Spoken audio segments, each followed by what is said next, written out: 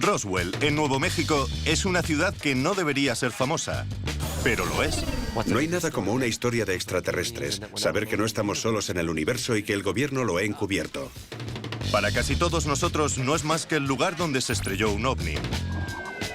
Aquí han llegado seres de otros sitios.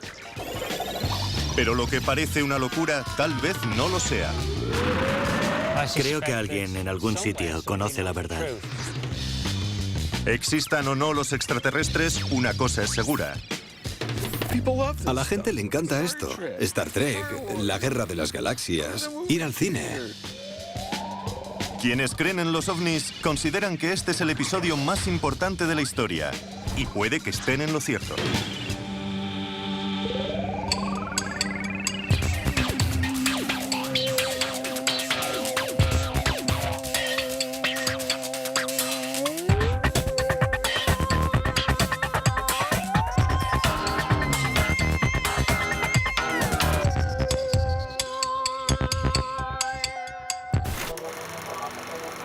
En julio de 1947, Roswell era una pequeña ciudad dormitorio rodeada de ranchos y desiertos. Albergaba además el 509 Escuadrón de Bombardeo, un grupo militar de élite. Acababan de lanzar 2 bombas en Japón y habían probado un par más en el Pacífico. Los Estados Unidos habían ganado la guerra, y justo cuando todo parecía volver a la normalidad, sucedió algo extraño. Un objeto grande y plateado se precipitó desde el cielo y se estrelló contra el desierto con estrépito.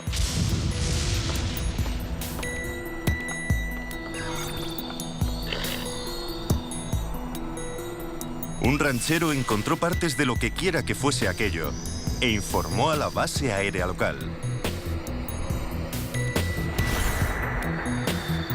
Enseguida, el gobierno se interesó por el suceso y por primera y única vez en la historia del país, emitió un comunicado de prensa sobre el accidente del disco volador. Lógicamente, la noticia acaparó los titulares de toda la nación. Titulares del 8 de julio de 1947. Se ha encontrado un disco volador, la gran historia del año. ¿Qué es y a quién pertenece el platillo volante? Pero un día después se retiró la nota de prensa y se emitió una nueva, con una explicación aún más mundana.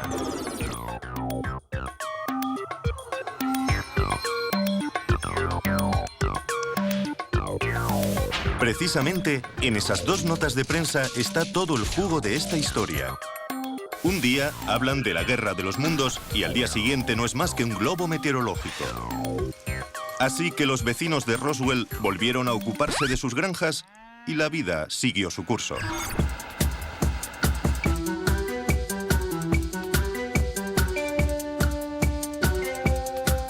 Aunque, claro está, aquello no fue el final. Algunos no se dieron por satisfechos.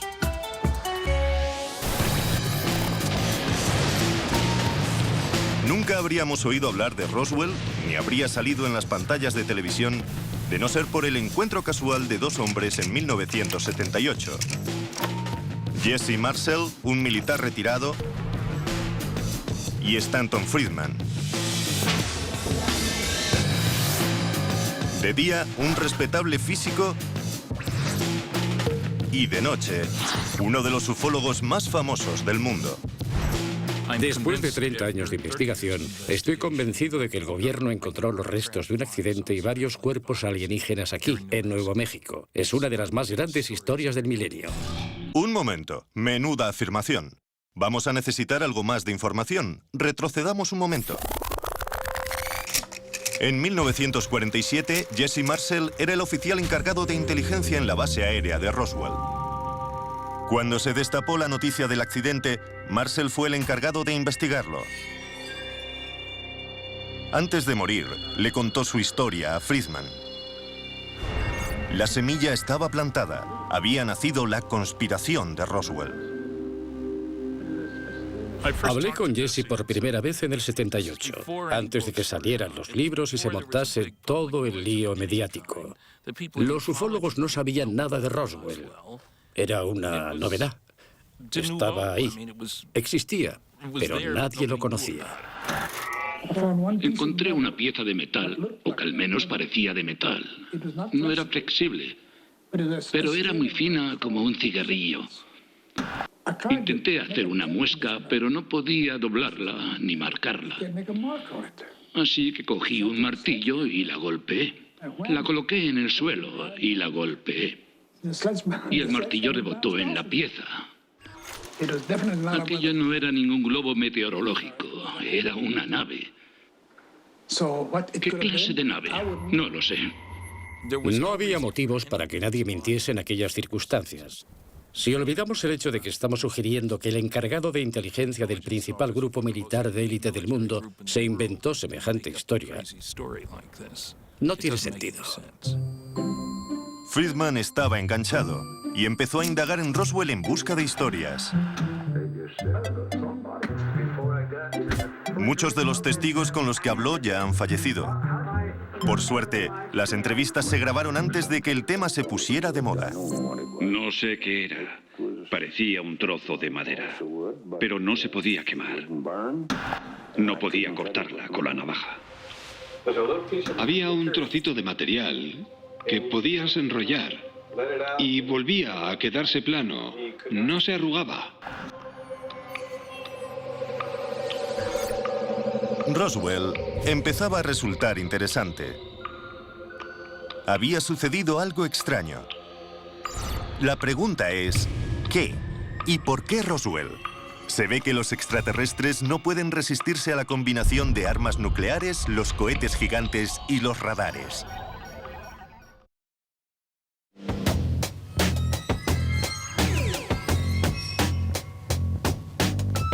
Sucedió algo extraño en Roswell, eso lo sabemos. Como también sabemos que ninguno de nosotros habría oído hablar de ello si Stanton Friedman no hubiese conocido a Jesse Marcel. Marcel le habló a Friedman del platillo volante que se estrelló en Roswell. A partir de ahí, Friedman desarrolló una teoría. A finales de la Segunda Guerra Mundial, cualquier alienígena inteligente que nos visitase podría deducir a partir de 3 señales que los tontos de los terrícolas y su sociedad primitiva acabarían por molestarles, porque su principal actividad era la contienda tribal. Aquellas 3 señales eran las armas nucleares, los cohetes V2 y un potente radar. ¿No es increíble que en julio de 1947 el único lugar del planeta donde se podían estudiar las 3 tecnologías fuese el sureste de Nuevo México? En su teoría, Friedman desarrolló la habilidad de saber lo que pensaban los extraterrestres. Pero si hubo un platillo volante en Roswell, no aterrizó, se estrelló. Y por lo que sabemos, bien podría estar de camino a Mercurio, por poner un ejemplo. Fuese cual fuese su destino, nunca llegó, y a nosotros nos quedó el misterio. Solo queda una persona viva que tuvo en sus manos un pedazo del ovni siniestrado. Y no es el típico amante de las teorías conspiratorias, sino un cirujano de vuelo del ejército estadounidense. Se pueden descartar las demás explicaciones. ¿Qué nos queda entonces? Una nave extraterrestre. Es la explicación más excéntrica, pero también la más sencilla.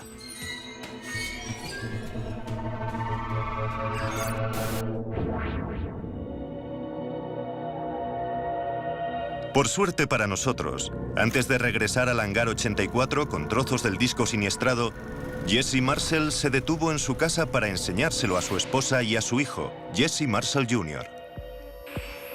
Jamás olvidaré aquella noche de julio en Roswell porque fue única. Marcó un antes y un después en mi vida, antes y después del evento. Era la 1 o las 2 de la mañana y estaba profundamente dormido. Mi padre entró en mi dormitorio y me despertó. Me dijo, ven aquí, Jesse, quiero enseñarte algo. Estaba entusiasmado y mi padre no era muy dado a ello, así que me resultó extraño. Me di cuenta de que fuera lo que fuese, era muy importante. Fue a despertar a mi madre y colocó unos restos en el suelo de la cocina. Nos dijo, esto es material de un platillo volante. Luego había una especie de fragmentos de viga en I y en la superficie tenían lo que parecían jeroglíficos. Y pensé, ¿qué es esto? Marcel y su padre mandaron recrear aquellos trozos tal y como los recordaban para poder enseñar al mundo lo que vieron aquella noche. En la cara interna de esta vigueta están los símbolos. El que mejor recuerdo es el que había en un extremo, porque pude asociarlo con objetos que conocía, como una foca haciendo equilibrios con una pelota en el morro. Pero el significado de estos símbolos escapa a mí débilmente. A lo mejor dice, no tires de la cadena con gravedad cero o algo así. Los observamos durante 10 o 15 minutos. Mi padre insistía en que lo recordase como si fuese a recordarlo durante el resto de mi vida. Y caray, casi 60 años después sigue ahí.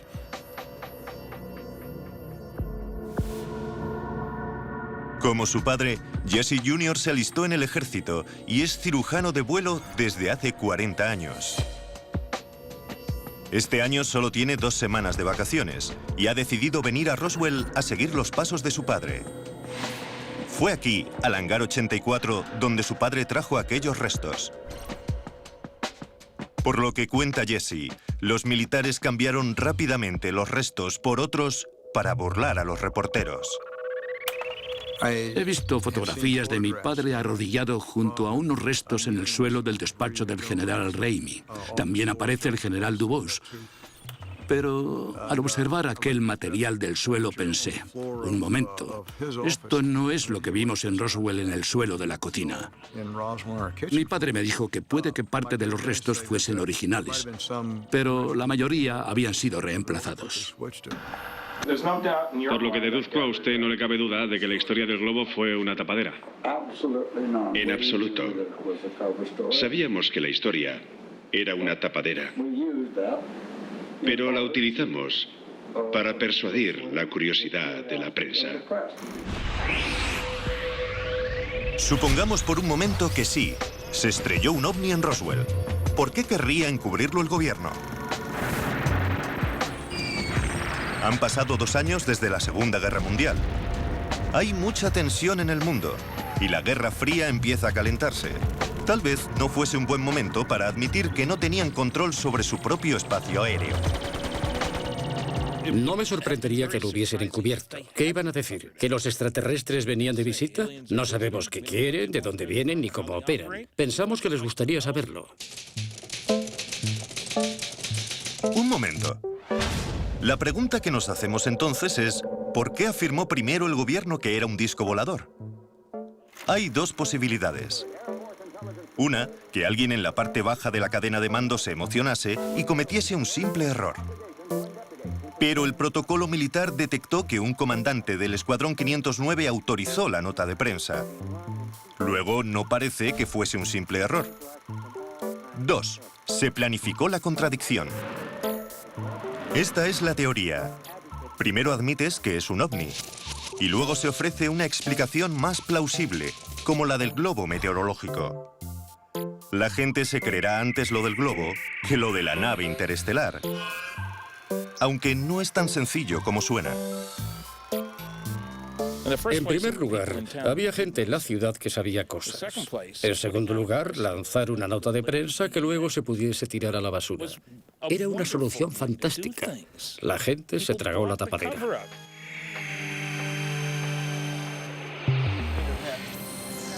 Indagando en Roswell, Stan había desenterrado una historia de lo más jugosa. Es un placer conocerle. Lo mismo digo, Becky. A Roswell llegaron oleadas de ufólogos de todos los rincones como abejas atraídas por la miel. Y todos tenían una opinión.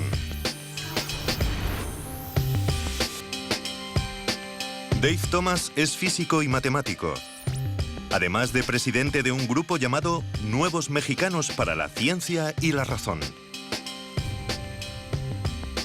En ciencia, decimos que las afirmaciones extraordinarias requieren pruebas extraordinarias. Y si queremos que alguien crea algo tan extraordinario como que los extraterrestres han surcado el espacio hasta llegar a la Tierra, se necesita algo mejor que unas fotos desenfocadas. Se necesita una prueba física de verdad. Lo mejor sería una gota de sangre alienígena. Eso sería más importante que la teoría de Darwin. No se podría saciar el entusiasmo científico por tal historia. Y no ha sido el caso, porque los extraterrestres todavía no nos han visitado.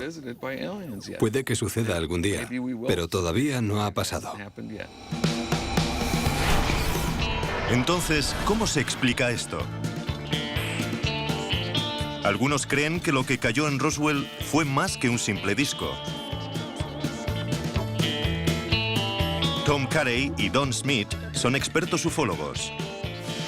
Han dedicado más de 20 años a esta historia y están convencidos de haber descubierto la verdad. Lo que se estrelló en Roswell no era de este planeta. Nos lo han confirmado montones de testigos que vieron el accidente y a los tripulantes fallecidos.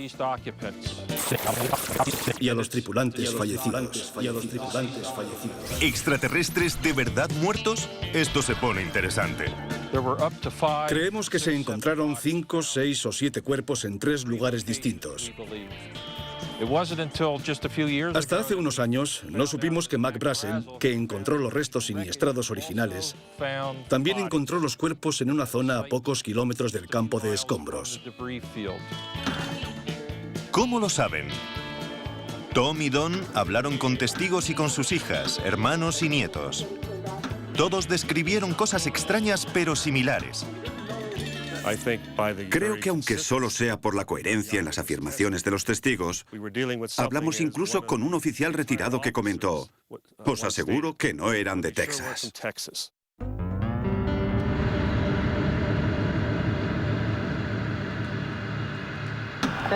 Eran bajitos. Tenían la cabeza grande para su tamaño. Tenían la cabeza grande, más grande por arriba y estrecha por abajo. Su cabeza era mucho más grande que el cuerpo, como desproporcionada en relación al cuerpo. Tenían los ojos muy hundidos y lo más increíble es que el cráneo era flexible, no era un cráneo duro. Mi abuelo me dijo que tenían la cabeza muy grande y que el traje que llevaban era como... parecía de seda. Parecían humanos, pero no eran como nosotros.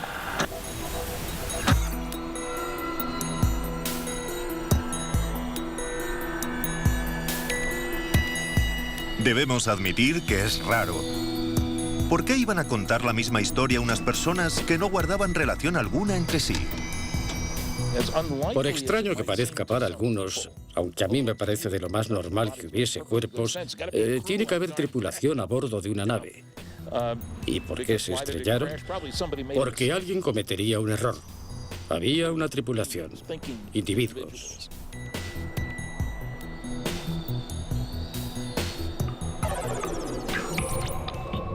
Imagine que realmente ha visto una forma de vida alienígena.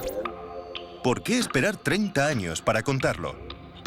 Yo diría que es una historia tremenda como para callársela, a menos que le hubiesen amenazado. Me dijo que yo no había visto nada, que no había habido ningún accidente. Le dije: mire señor, soy un civil y no puede hacerme nada. Y me respondió: sí que podemos, señor. Me dijo que alguien sacaría mis huesos de la arena. Llegó la policía militar y nos dijo a George y a mí que si hablábamos del incidente, si mencionábamos cualquier cosa, no solo nos matarían a nosotros, sino a toda la familia. Una de las pocas ocasiones en que recuerdo a mi padre tan serio fue cuando llegó y le dijo a mi madre que aquello no había pasado, que no había sucedido y que no se lo contase a nadie, ni a los amigos ni a nadie. Los testimonios de los testigos resultan problemáticos. Tal vez quieren creerlo con tanto ahínco que no se dan cuenta de que están exagerando la verdad. En el caso concreto de Roswell, el gran problema es que han pasado 40 o 50 años. No aparecen ni en los libros de ovnis de los 60. Y de pronto, como el ave fénix, Roswell resurge de las cenizas y se convierte en un mito tremendo, cada vez mayor. Y uno de los signos de esa mitología en aumento es que las teorías empiezan a diversificarse. En lugar de converger hacia lo que realmente sucedió, en vez de un solo lugar del siniestro, aparecen 6 distintos, para que puedas elegir. ¿Qué autor de ovnis te gusta más? Pues te quedas con él. Y he aquí una de las teorías sobre el lugar del accidente. Don y Tom nos mostrarán a continuación sus averiguaciones en esta enorme pizarra. En nuestra opinión, a 32 kilómetros al sur-sureste de Corona, se produjo una explosión de la que cayeron restos en este punto concreto. Siguiendo la línea de la trayectoria del objeto, varios cuerpos cayeron a unos 3 o 3,5 kilómetros al suroeste. Esa es la segunda zona. Siguiendo la línea de la trayectoria, los restos de una cápsula siguieron a unos 25 kilómetros antes de impactar en este punto a 65 kilómetros al noroeste de Roswell. Todavía no lo hemos encontrado. Seguimos buscando este sitio. Por lo que a mí respecta, se produjeron 2 accidentes. Creo que hubo gente que quiso tener su momento de gloria o participar del fenómeno de Roswell, y por eso han mencionado otros puntos, y lo siguen haciendo, incluso mucho después de que los datos hayan demostrado que no existieron. Para muchos, es una forma de hacer carrera. Los libros, las películas. A mí no me pagan miles de dólares por una charla. Los platillos volantes no son reales. La gente no está dispuesta a gastarse el dinero para oír eso. Si lo abres, te lo firmo. De acuerdo. Y tendrás que comprar. 14,95. No era broma, 168 minutos. Shatner me da un codazo y me dice: Don, hemos vendido todas las entradas. Un éxito. $9,95.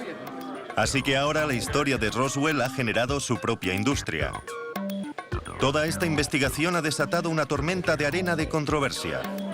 En la década de los 80 los debates se acumulan. ¿Hubo cuerpos? ¿No hubo cuerpos? ¿Discos, globos? ¿2 zonas de impacto? ¿3? Resulta agotador. ¿Alguien más quiere que le firme un libro?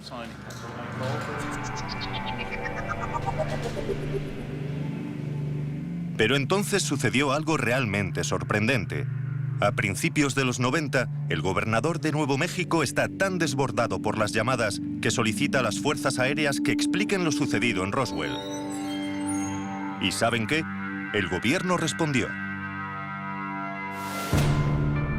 Hechos y ficción en el desierto de Nuevo México no es precisamente una lectura ligera.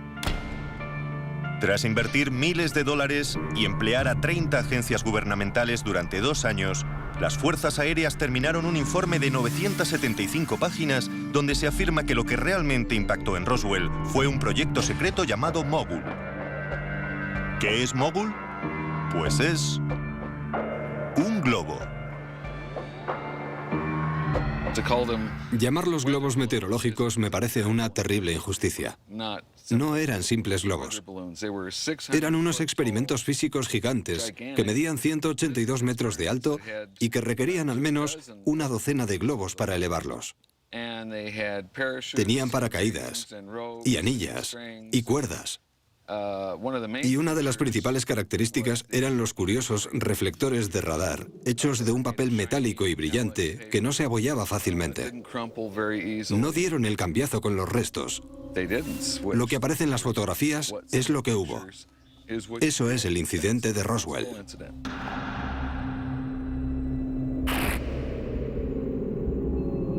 ¿Podría ser así de sencillo? ¿Decía el gobierno la verdad? ¿Por qué necesitaron entonces otras 300 páginas del informe para explicar los símbolos?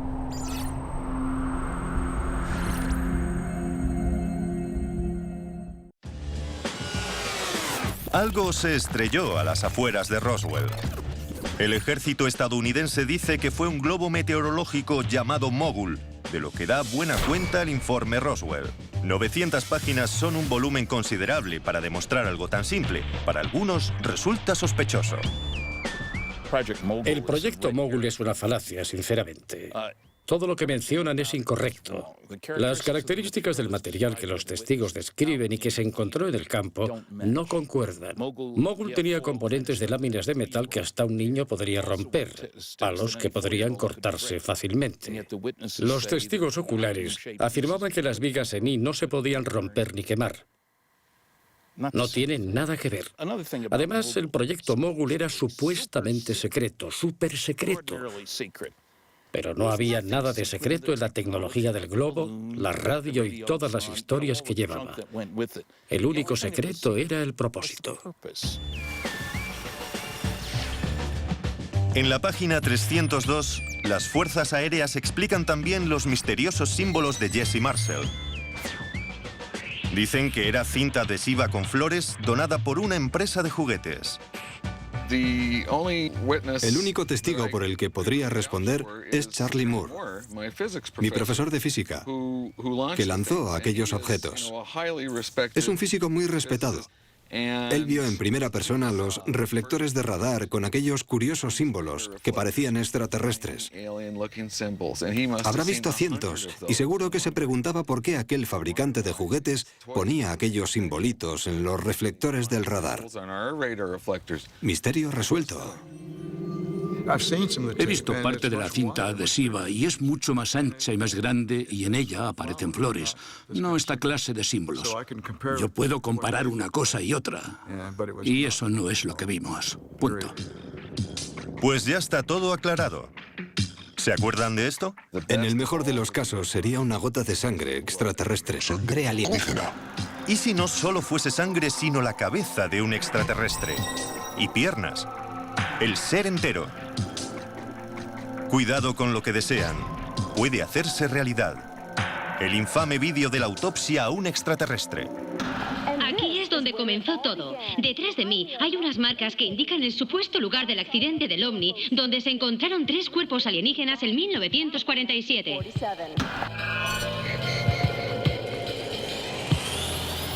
Estamos ya a mediados de los 90.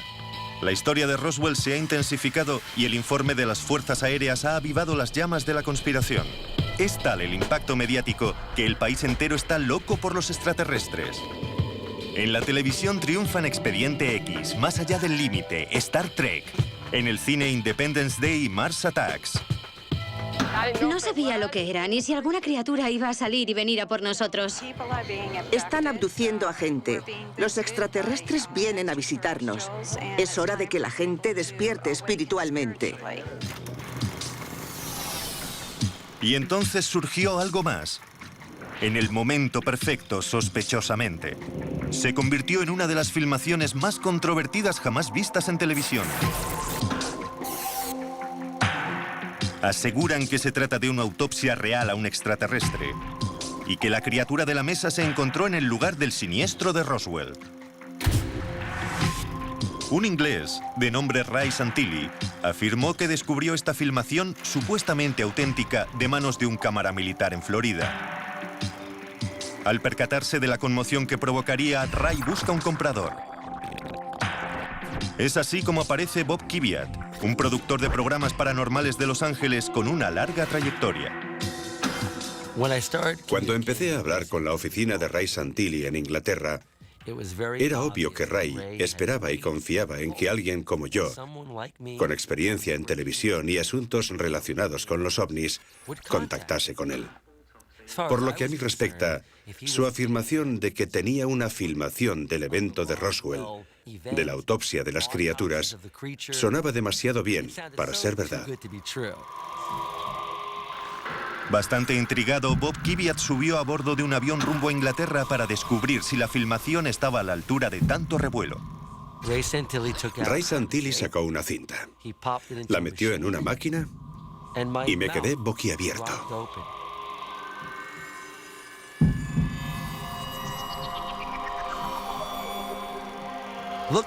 Parecía una extraterrestre preñada. Enseguida mi mente se puso a elucubrar toda clase de ideas disparatadas. Parecía una película de ciencia ficción. La escena se va desarrollando poco a poco y el resto es historia. Vi la cinta completa de la autopsia de aquella criatura, lo que ahora todos conocemos como la autopsia del alienígena. No podía cerrar la boca. No me lo creía, no sé si dije algo. Puede que dijera, sensacional, increíble. Parecía potencialmente auténtico.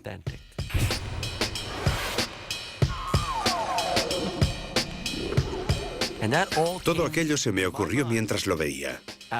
Era imposible no mostrárselo al público estadounidense. Eso era lo que sentía. Se ha dicho de todo sobre la autenticidad de la filmación de la autopsia. Pero ¿cómo averiguar la verdad? Empecemos por observar la habitación. Se supone que es una sala médica de Texas. Y bien podría serlo. El reloj de la pared es un modelo de General Electric que ya se fabricaba en 1947. El teléfono es un Bell bastante común, también auténtico en esa época. El instrumental, correcto. La mesa, correcta. Bien, la habitación parece normal. ¿Y los doctores? Es cierto que las autopsias no suelen realizarse con trajes anticontaminación, pero tratándose de una criatura del espacio exterior, más vale prevenir que curar. Aunque resulta muy práctico que todos tengan el rostro cubierto, incluida la persona que observa tras el cristal. Los gérmenes alienígenas deben ser muy potentes. Observemos el procedimiento propiamente dicho. Una de las primeras cosas que se aprende en la escuela de medicina es a coger unas tijeras. La punta debe sujetarse siempre con el índice de la otra mano. No se cogen las tijeras como si fuésemos un sastre, que es justo como el supuesto patólogo las sostiene. La calidad de la piel también resulta extraña. Normalmente la piel se retrae al cortarla, pero no aquí. Más que piel, parece goma. Pero hay una cuestión aún más importante. Todos los seres de este planeta hemos evolucionado a partir de un organismo unicelular.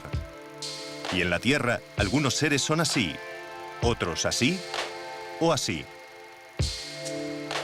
¿Qué probabilidades hay de que los extraterrestres evolucionasen y tengan 2 ojos, una nariz, una boca, 4 extremidades e incluso genitales en el mismo sitio que nosotros? Es extraordinario. Está tan bien hecho que si es falso, es la obra de un maestro.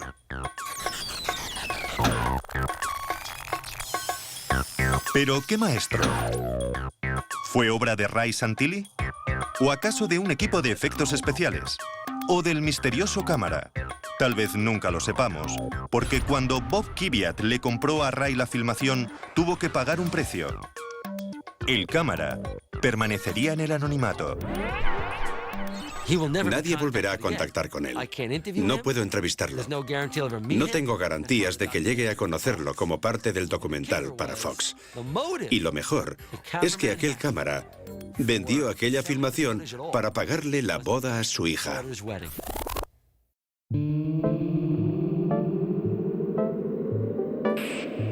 Parece que todos consiguieron lo que querían. Fox emitió el programa y 30 millones de personas se quedaron pegadas al televisor. A día de hoy, no hay pruebas de que la filmación sea real, pero quienes no conocían nada de Roswell ya pueden participar en el debate.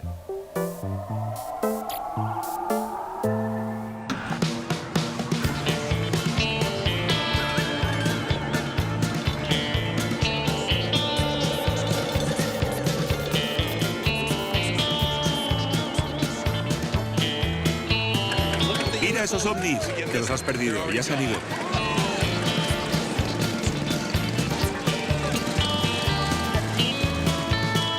La leyenda de Roswell crecía. El debate sobre la autopsia del extraterrestre añadió leña al fuego. ¡Viva Roswell!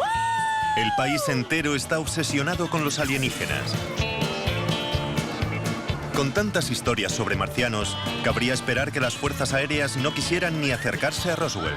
Ya lo habían explicado todo. Era un globo meteorológico, ¿no? Y en 1997, las fuerzas aéreas redactaron otro informe de 300 páginas. Se llamaba el Informe Roswell Caso Cerrado.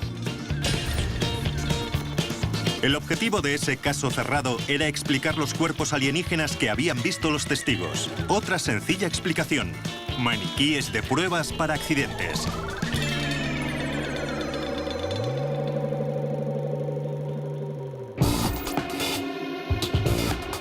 Nick Redfern es ufólogo y autor de 7 libros sobre fenómenos paranormales. Cuando apareció la teoría de los maniquíes de pruebas, enseguida se formó una opinión. Roswell sigue desafiando las explicaciones y precisamente por eso el misterio perdura. La gente dice, puede que se estrellase un ovni, a lo mejor fue un globo mogul o los maniquíes de pruebas. Y entonces se preguntan, con razón, si no sería todo un error para cubrir el globo meteorológico. Yo personalmente no me trago esa teoría y me parece sospechoso que el propio gobierno haya desarrollado teorías tan dispares. ¿Por qué lanzarían las Fuerzas Armadas maniquíes de prueba en medio del desierto? Para probar asientos de eyección a gran altitud. Suena razonable. El único problema es que esta práctica no comenzó a emplearse hasta 1953. De 1953 al año 47 van 6 años. Los maniquíes tendrían que haber viajado en el tiempo, lo cual es absurdo. En segundo lugar, los maniquíes deberían tener la misma altura y peso que los pilotos. Los testigos nos han dicho que medían 1 metro o metro y pico. El color se describe entre verde rosáceo y verde grisáceo. Ojos sesgados. Sin nariz. Solo 2 pequeños orificios. Una rayita en forma de boca. 2 pequeños agujeros por oreja. Sin pelo y con la cabeza en forma de huevo invertido. No discrepamos con los testigos, sino más bien con las fuerzas aéreas. Decían que eran maniquíes de madera. Y según nuestros testigos, se recuperaron seres vivos. Independientemente de si la gente vio maniquíes de pruebas o alienígenas, la cuestión es, ¿por qué las Fuerzas Armadas invierten tanto tiempo y dinero en desacreditar el supuesto hallazgo de cuerpos alienígenas? Es fácil decir que cuando algo se niega con tanto ahínco, parece verdad. No hay constancia de otros casos en los que hayan invertido tanto tiempo, dinero, esfuerzo, energía y mentiras. Creo que son conscientes de que si el público se cree lo de Roswell, serán acusados de mentir, de distorsionar y encubrir la verdad. Y hay gente que no quiere oír eso. De acuerdo. Algunas personas quieren creer en el incidente de Roswell porque es una teoría de la conspiración. Y cuando se lanzan estas teorías, se retroalimentan. Y al tratar de refutarlas, lo que se hace es añadir más leña al fuego. Creo que forma parte del juego. A la gente le encanta tirar del ovillo. Y es una historia, digamos, atractiva. Aquí llega el extraterrestre más creíble, el número 8. Roswell es la meca del movimiento ovni. No cabe duda de que las fuerzas aéreas han contribuido a avivar las llamas de quienes hablan de teorías conspiratorias. ¿Pero acaso eso nos permite comprender mejor qué sucedió realmente? Por desgracia, no. Y puede que esa sea la cuestión. Sospecho que tal vez algunas de las historias y teorías contrapuestas se han lanzado o se han tapado. Se hicieron a propósito, simplemente para confundirnos. ¿Y si todo el debate sobre discos, globos, mogul, símbolos en cinta adhesiva, cuerpos y maniquíes hubiese sido deliberado? Si distraemos al público con extraterrestres, será más fácil ocultar la verdad. Volvamos al principio. Recordemos dónde empezamos.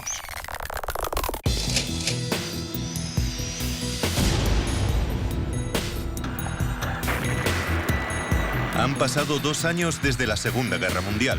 El gran enemigo de los Estados Unidos eran los nazis, no los alienígenas. Puede que los vecinos de Roswell viesen un disco volador, pero ¿y si no fuese de otro planeta? ¿Y si era una nave secreta de diseño nazi? Uno de los rumores que ha circulado durante muchos años es el hecho de que los nazis estaban intentando desarrollar vehículos similares a los platillos volantes. Muchos de esos rumores y de esas historias se han descartado, tildándolos de engaños, leyendas y de historias de amigos. Y muchas veces con razón. Pero hay ciertas evidencias que sugieren que en aquella época los nazis estaban trabajando en una aeronave perfectamente circular. En los informes del FBI figuran entrevistas realizadas a prisioneros de guerra y pilotos de caza alemanes que habían visto vuelos de prueba de aviones circulares en aeródromos de la Alemania nazi durante la Segunda Guerra Mundial. Pero, ¿qué tiene todo esto que ver con Roswell?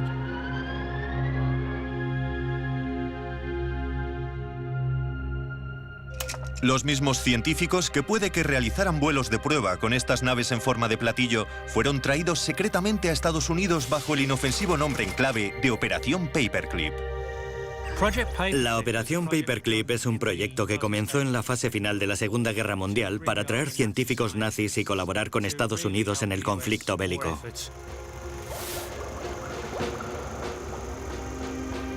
Obviamente, al término de la Segunda Guerra Mundial quedó claro que los rusos serían el siguiente gran enemigo. Con la derrota nazi, el plan consistía en extraer el mayor número posible de científicos nazis antes de que los soviéticos les pusieran la mano encima. ¿Y adivinan a dónde los llevaron? Al sureste de Nuevo México. ¿El ovni de Roswell era realmente un platillo nazi?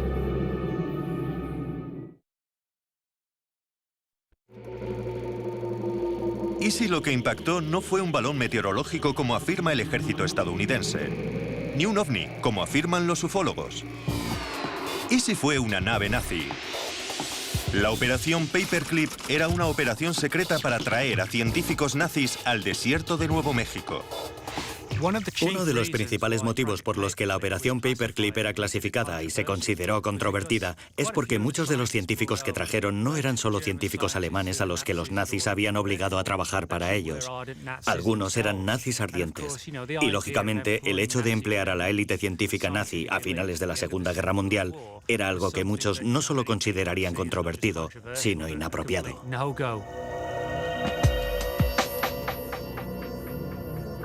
¿Y si el gobierno se hubiese servido de la idea del ovni para encubrir sus propias actividades? Pero entonces, ¿qué hay de los hombrecillos verdes? Paperclip ofrece una explicación plausible para el disco, pero ¿y los pilotos de 1 metro de altura? Lo que tenemos en Roswell es un enorme campo lleno de restos e informes de cuerpos alienígenas prácticamente en el mismo lugar.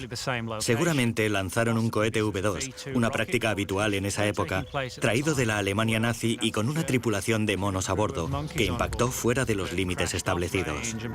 Con la Guerra Fría en su punto álgido, no querían que los rusos se enterasen, así que inventaron toda esta historia del disco volante para encubrir este experimento con monos. Las propias fuerzas aéreas han negado esta teoría, pero es un hecho que años después de lo de Roswell se realizaron varios experimentos de esta clase, con monos a bordo de cohetes tipo V2. Seguramente no les sorprenda que los ufólogos más entregados no sean muy amigos de esta teoría. Allí no había nada convencional, ni cables, ni tubos de aspirador, ni remaches, tornillos, pernos, nada de eso. Si era tecnología alemana, ¿cómo es que emplearon componentes extraterrestres? La realidad es que ninguno de nosotros, ni siquiera los ufólogos, estuvo allí. Desde 1947, numerosas personas han tratado de averiguar la verdad de lo que sucedió en Roswell, pero ¿saldrá alguna vez a la luz?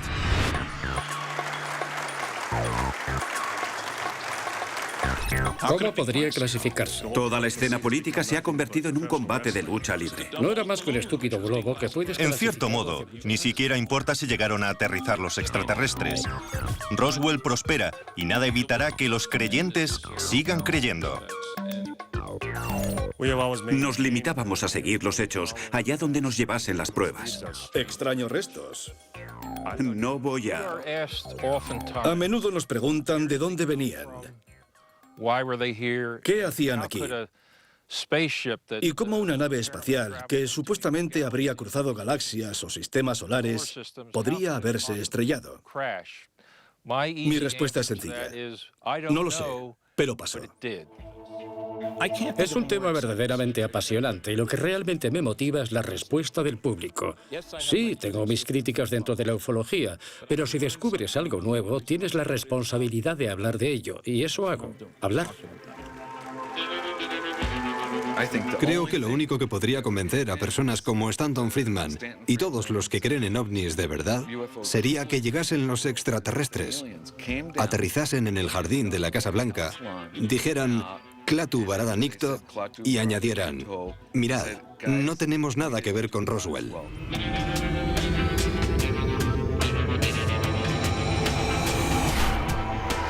Puede que las pruebas definitivas se encuentren en algún archivo militar o en alguna cámara acorazada. Y tanto si sale a la luz como si no, seguiré creyendo que en Roswell se produjo un acontecimiento de gran importancia y muy controvertido. Incluso si hay una explicación racional, aún debemos enfrentarnos a un gran problema: el testimonio del pueblo de Roswell. No era un avión derribado, ni un globo meteorológico, ni un globo móvil, ni ningún dispositivo secreto de los nazis, los rusos o quien sea. No era nuestro. Aquello vino de otro lugar. Si creen que la leyenda de Roswell no es más que una sarta de mentiras, entonces significa que todas aquellas personas estaban muy equivocadas o mentían. Todas y cada una de ellas. Una afirmación muy dura. Pero a fin de cuentas, ustedes deciden.